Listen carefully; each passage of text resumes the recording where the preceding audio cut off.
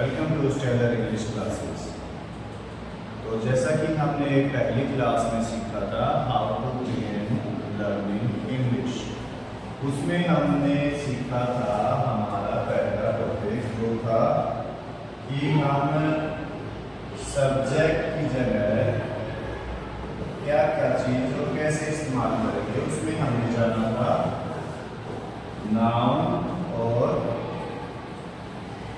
Pronoun और उनका use as a subject. अब सेकंड नंबर पे देखा जाए तो क्या आता है, सेकंड नंबर पे आता है हेल्पिंग वर्ब।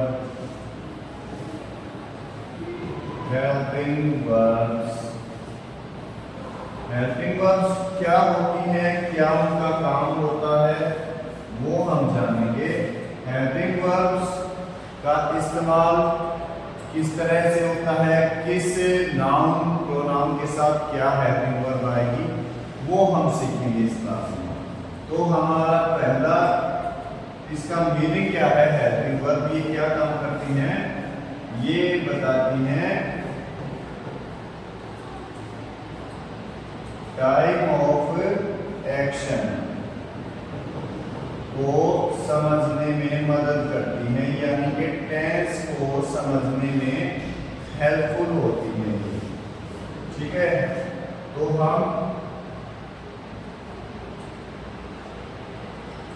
अब देखिए इनका इस्तेमाल कौन कौन सी होती है, हम जान लेते हैं। Is, and, are, was, were, has, have, had। Okay, तो देखिए इसका मतलब होता है।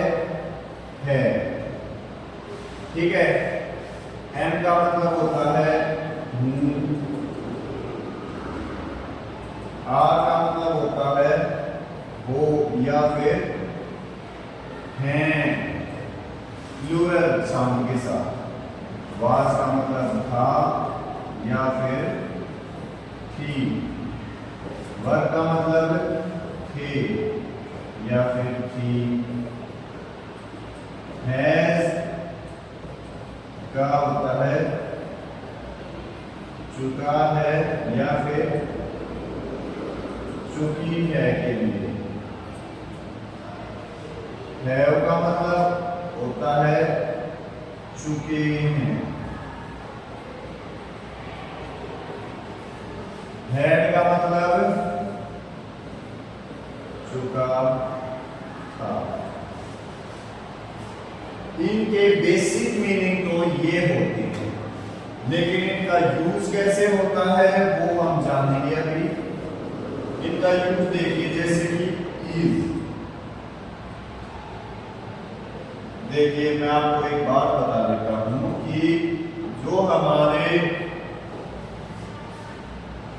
प्रोनाउन होते हैं और नाउन होते हैं, वो दो तरह से लिखे जा सकते हैं। या तो सिंगुलर फॉर्म में होते हैं या फिर वो होते हैं प्लूरल।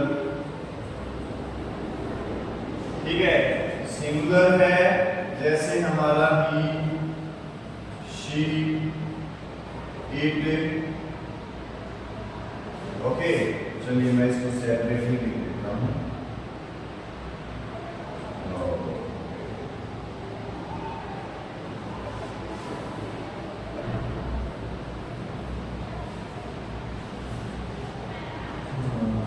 फर्स्ट है सिंगुलर। सिंगुलर प्रोनाउंस कौन कौन से हैं? पहला है ही, शी, इट, या फिर किसी का भी नाम दे रखा हो, यानी नाम। ठीक है, वो ये सारे क्या है, सिंगुलर। नंबर 2 पे आ जाता है प्लूरल। प्लूरल प्रोनाउन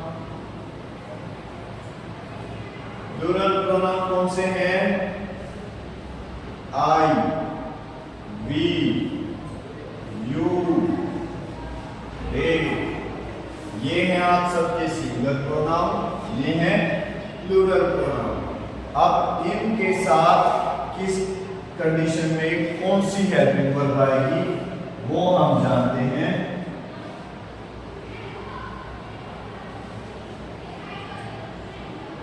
चलिए देखिए, ही शी इट या किसी का भी नाम दे रखा हो उसके साथ आएगी इज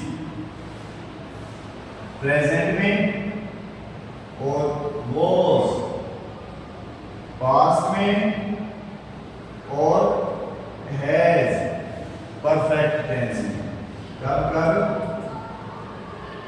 प्रेजेंट, पास्ट और परफेक्ट में। ठीक है, ऐसे ही इसमें क्या होगा, आई वी यू डे के साथ क्या आएगा, प्रेजेंट में तो आई के साथ तो स्पेस भी बना दिया एम, और आर का यूज होगा प्लूरल के साथ प्रेजेंट में, वर का यूज होगा पास्ट में, और हैड का यूज होगा पास्ट परफेक्ट। देखिए कैसे होगा, मैं आपको दोनों तरह के सेंटेंस या एग्जांपल लेके दिखाता हूं।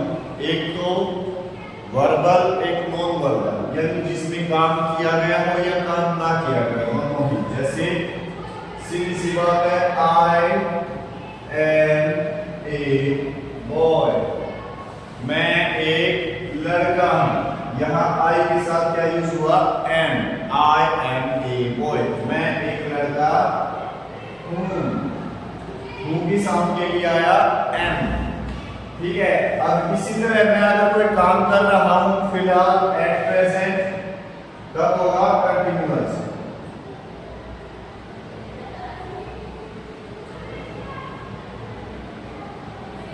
प्रेजेंट कंटिन्यूअस में जैसे I am writing a story, मैं एक कहानी लिख रहा हूं। यहां पे एम का यूज हुआ किसके लिए, राम के लिए। ओके, तो इसमें कोई काम नहीं किया जा रहा, सिर्फ फिर क्या बताया गया है इस सेंटेंस में, आपकी क्वालिटी। ठीक है, और इसमें काम किया जा रहा है लेकिन वो कंटिन्यूअस है, लगातार चल रहा है, प्रेजेंट की बात हो रही है, तो आएगा एम। ठीक है, इसी तरीके से हम दूसरे एग्जांपल के माध्यम से जानते हैं।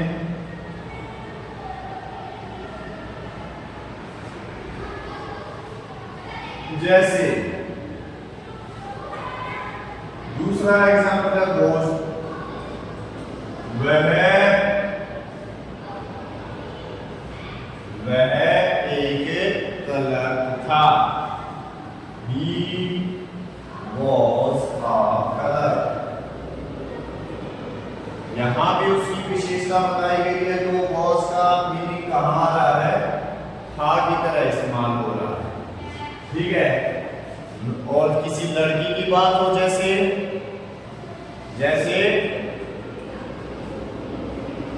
वह वहां नहीं थी, she was not there, she was not there। यहां पे क्या यूज हुआ, यहां पे नहीं थी, ठीक है, कि हमने क्या यूज किया, was का यूज किया। ठीक है, इसी तरीके से पास्ट में कंटिन्यूअसली बात हो रही हो तो क्या आएगा, वो भी was वर्ब का ही यूज होगा।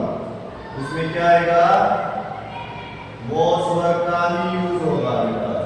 इस तरीके से यूज होगा जैसे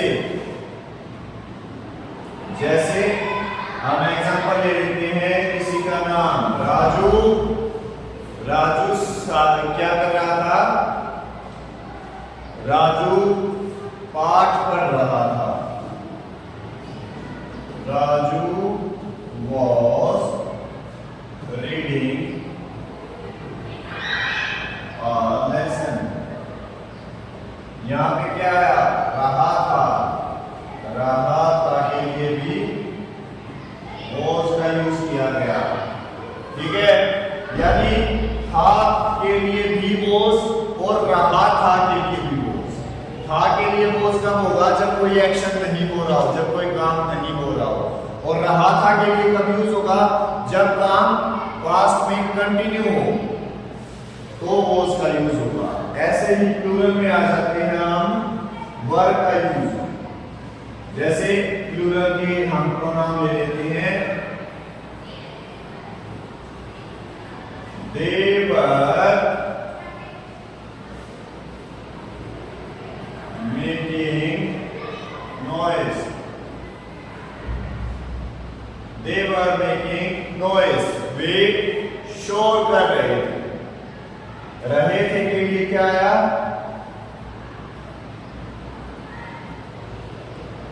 रहे थे के लिए आया वर। क्यों? क्योंकि वे प्लूरल हो गए। प्लूरल के साथ क्या आएगा? वर आएगा। ठीक है, इसी तरीके से अगर हम पास्ट की बात करें,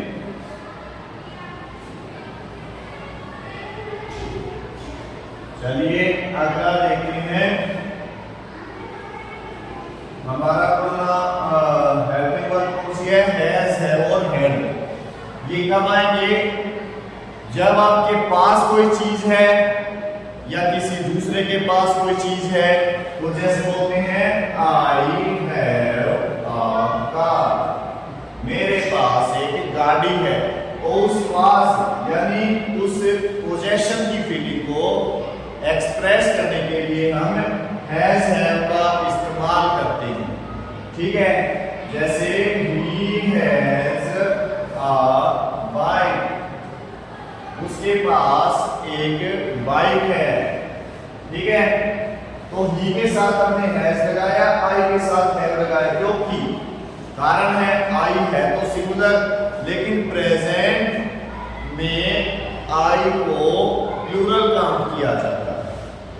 ठीक है, ये स्पेशल चीज है जो आपको जिसमें कंफ्यूज नहीं होना है।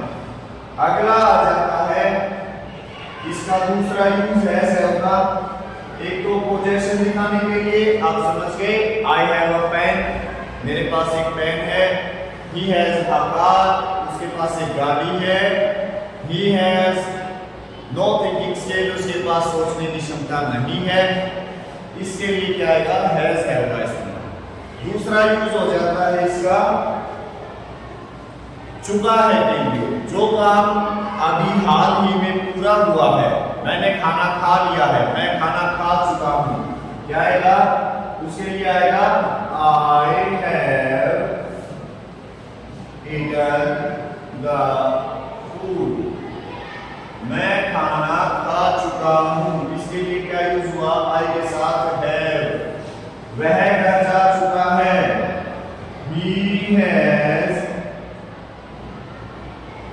he has gone to home। he has gone to home, वो घर जा चुका है। जो काम हो चुका है फिलहाल ही। ठीक है, उसी के लिए क्या आएगा? सिंगुलर के साथ हैज, प्लूरल के साथ हैव। अब देखिए हैड का यूज। हैड का यूज आ जाता है बेटा इसी फीलिंग को, परफेक्शन की, काम पूरा होने की फीलिंग को पास्ट में शो करने के लिए। जैसे he had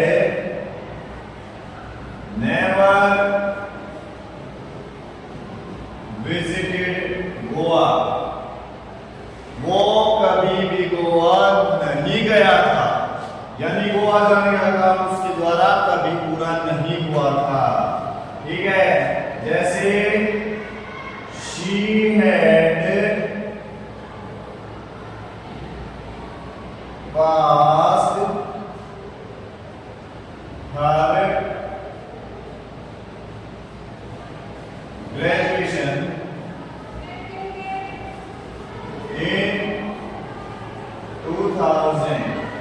वो सन 2000 में अपनी ग्रेजुएशन पास कर चुकी थी, तो उसके लिए भी जो काम पास्ट में हो चुका उसके लिए हैड का यूज करेंगे।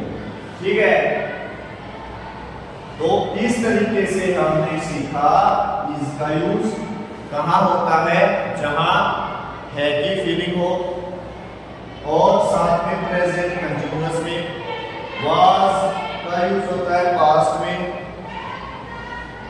जहां था की फीलिंग हो, हैज का यूज होता है परफेक्ट में। इसी तरीके से जो हमारे प्लूरल थे एम, आर, वर और हैड, ठीक है, एम का यूज अलग से होता है और ये सारे प्लूरल के साथ यूज किए जाते हैं।